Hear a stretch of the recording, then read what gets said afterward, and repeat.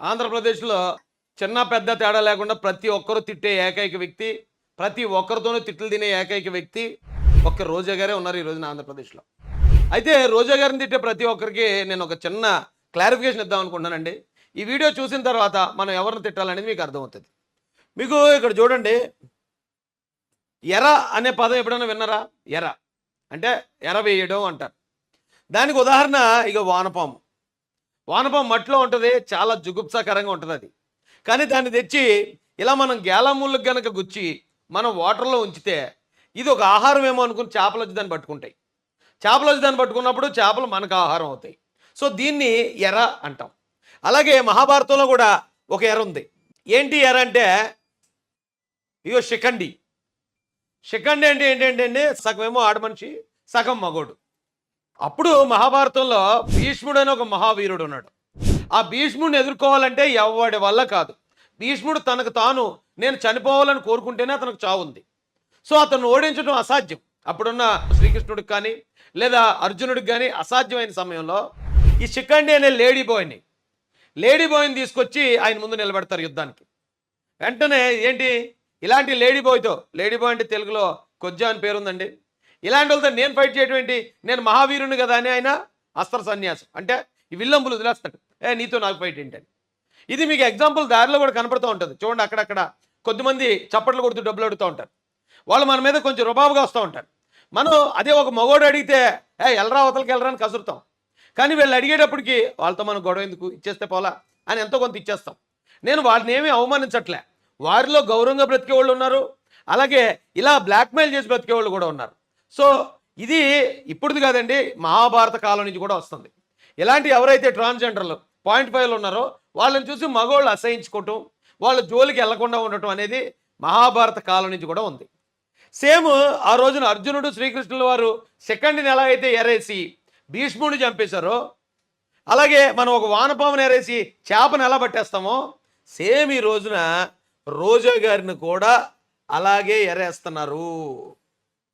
Same to same ఒక సెకండ్ని వాడుకున్నట్టు మహాభారతంలో, లేదా చేపలు పట్టే కుర్రాళ్ళు ఒక వానపామును వాడుకున్నట్టు రోజా గారిని వాడుకుని మనకి ఎరేస్తున్నారు.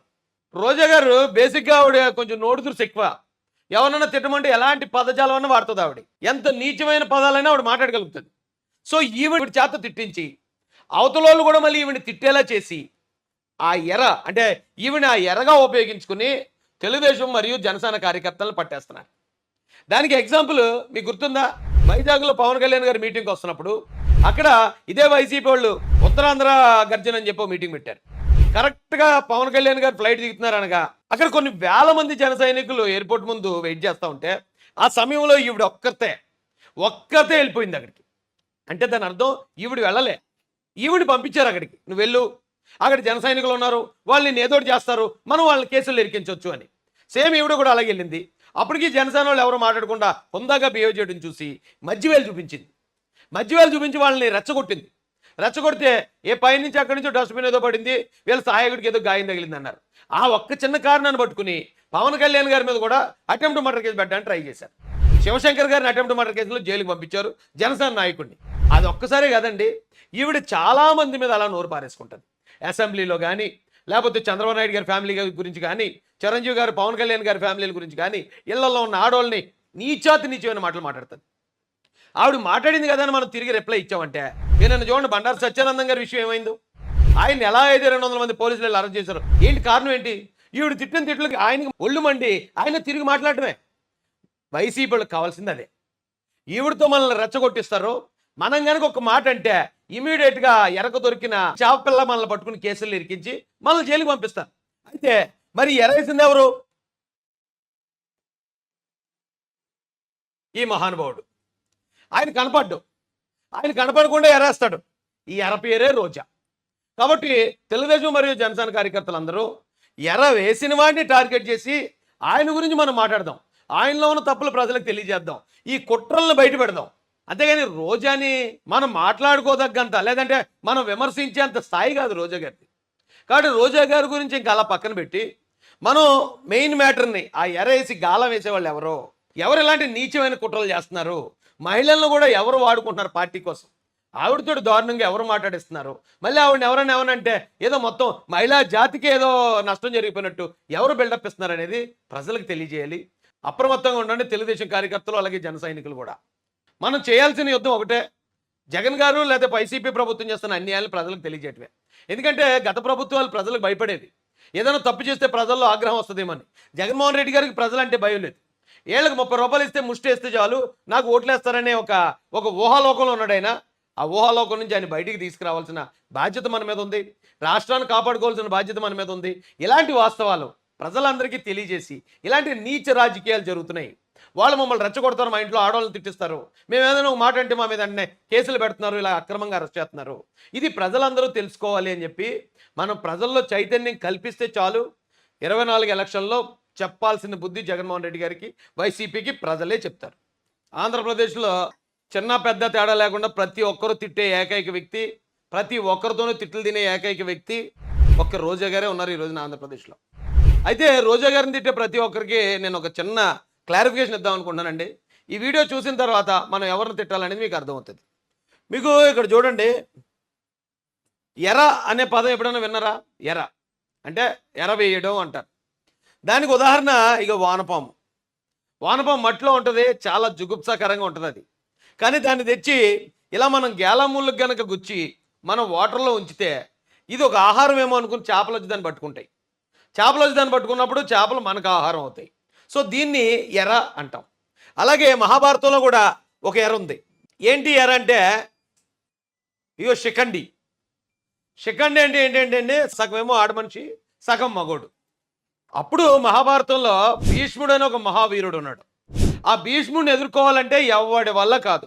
భీష్ముడు తనకు తాను నేను చనిపోవాలని కోరుకుంటేనే అతనికి చావు ఉంది. సో అతను ఓడించడం అసాధ్యం. అప్పుడున్న శ్రీకృష్ణుడికి కానీ లేదా అర్జునుడికి కానీ అసాధ్యమైన సమయంలో ఈ శిఖండి అనే లేడీ బాయ్ని తీసుకొచ్చి ఆయన ముందు నిలబెడతారు యుద్ధానికి. వెంటనే ఏంటి, ఇలాంటి లేడీ బాయ్ అంటే తెలుగులో కొజ్జా అని పేరుందండి. ఇలాంటి వాళ్ళతో నేను ఫైట్ చేయడం ఏంటి, నేను మహావీరుని కదా అని ఆయన అస్త్ర సన్యాసం అంటే ఈ విల్లంబులు వదిలేస్తాడు. నీతో నాకు ఫైట్ ఏంటని. ఇది మీకు ఎగ్జాంపుల్ దారిలో కూడా కనపడుతూ ఉంటుంది. చూడండి, అక్కడక్కడ కొద్దిమంది చప్పట్లు కొడుతూ డబ్బులు అడుగుతూ ఉంటారు. వాళ్ళు మన మీద కొంచెం రుబాబుగా వస్తూ ఉంటారు. మనం అదే ఒక మగోడు అడిగితే ఎల్లరా అవతలకి వెళ్ళరా అని కసురుతాం. కానీ వీళ్ళు అడిగేటప్పటికి వాళ్ళతో మనం గొడవ ఎందుకు, ఇచ్చేస్తే పోలా అని ఎంతో కొంత ఇచ్చేస్తాం. నేను వాళ్ళని ఏమీ అవమానించట్లే. వారిలో గౌరవంగా బ్రతికే వాళ్ళు ఉన్నారు, అలాగే ఇలా బ్లాక్మెయిల్ చేసి బ్రతికే వాళ్ళు కూడా ఉన్నారు. సో ఇది ఇప్పుడుది కాదండి, మహాభారత కాలం నుంచి కూడా వస్తుంది. ఇలాంటి ఎవరైతే ట్రాన్స్జెండర్లు 0.5 ఉన్నారో వాళ్ళని చూసి మగవాళ్ళు అసహించుకోవటం, వాళ్ళ జోలికి వెళ్లకుండా ఉండటం అనేది మహాభారత కాలం నుంచి కూడా ఉంది. సేమ్ ఆ రోజున అర్జునుడు శ్రీకృష్ణుల వారు శిఖండిని ఎలా అయితే ఎరేసి భీష్ముడిని చంపేశారో, అలాగే మనం ఒక వానపామును ఎరేసి చేపను ఎలా పట్టేస్తామో, సేమ్ ఈ రోజున రోజా గారిని కూడా అలాగే ఎరేస్తున్నారు. సేమ్ టు సేమ్ ఒక శిఖండిని వాడుకున్నట్టు మహాభారతంలో, లేదా చేపలు పట్టే కుర్రాళ్ళు ఒక వానపామును వాడుకున్నట్టు రోజా గారిని వాడుకుని మనకి ఎరేస్తున్నారు. రోజా గారు బేసిక్గా ఆవిడ కొంచెం నోటుదురుసు ఎక్కువ. ఎవరన్నా తిట్టమంటే ఎలాంటి పదజాలం అన్నా వాడుతుంది ఆవిడ. ఎంత నీచమైన పదాలైనా ఆవిడ మాట్లాడగలుగుతుంది. సో ఈవిడ చేత తిట్టించి అవతలోళ్ళు కూడా మళ్ళీ ఈవిని తిట్టేలా చేసి ఆ ఎర అంటే ఈవిని ఆ ఎరగా ఉపయోగించుకుని తెలుగుదేశం మరియు జనసేన కార్యకర్తలను పట్టేస్తున్నారు. దానికి ఎగ్జాంపుల్ మీకు గుర్తుందా, వైజాగ్లో పవన్ కళ్యాణ్ గారు మీటింగ్కి వస్తున్నప్పుడు అక్కడ ఇదే వైసీపీ వాళ్ళు ఉత్తరాంధ్ర గర్జన అని చెప్పి మీటింగ్ పెట్టారు. కరెక్ట్గా పవన్ కళ్యాణ్ గారు ఫ్లైట్ దిగుతున్నారు అనగా అక్కడ కొన్ని వేల మంది జన సైనికులు ఎయిర్పోర్ట్ ముందు వెయిట్ చేస్తూ ఉంటే ఆ సమయంలో ఈవిడ ఒక్కతే వెళ్ళిపోయింది అక్కడికి. అంటే దాని అర్థం ఈవిడ వెళ్ళలే, ఈవిడ పంపించారు అక్కడికి, నువ్వు వెళ్ళు, అక్కడ జన సైనికులు ఉన్నారు, వాళ్ళు నేను ఏదోటి చేస్తారు, మనం వాళ్ళని కేసులు ఇరికించవచ్చు అని. సేమ్ ఈవిడ కూడా అలాగే వెళ్ళింది. అప్పటికి జనసేన వాళ్ళు ఎవరు మాట్లాడకుండా హుందాగా బిహేవ్ చేయడం చూసి మధ్యవేలు చూపించి వాళ్ళని రెచ్చగొడితే ఏ పై నుంచి అక్కడి నుంచి డస్ట్బిన్ ఏదో పడింది, వీళ్ళ సహాయకుడికి ఏదో గాయం తగిలింది అన్నారు. ఆ ఒక్క చిన్న కారణాన్ని పట్టుకుని పవన్ కళ్యాణ్ గారి మీద కూడా అటెంప్ట్ మర్డర్ కేసు పెట్టడానికి ట్రై చేశారు. శివశంకర్ గారిని అటెంప్ట్ మర్డర్ కేసులో జైలుకి పంపించారు జనసేన నాయకుడిని.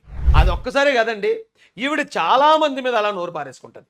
అసెంబ్లీలో కానీ, లేకపోతే చంద్రబాబు నాయుడు గారి ఫ్యామిలీ గురించి కానీ, చిరంజీవి గారు పవన్ కళ్యాణ్ గారి ఫ్యామిలీల గురించి కానీ, ఇళ్లలో ఉన్న ఆడవాళ్ళని నీచమైన మాటలు మాట్లాడుతుంది.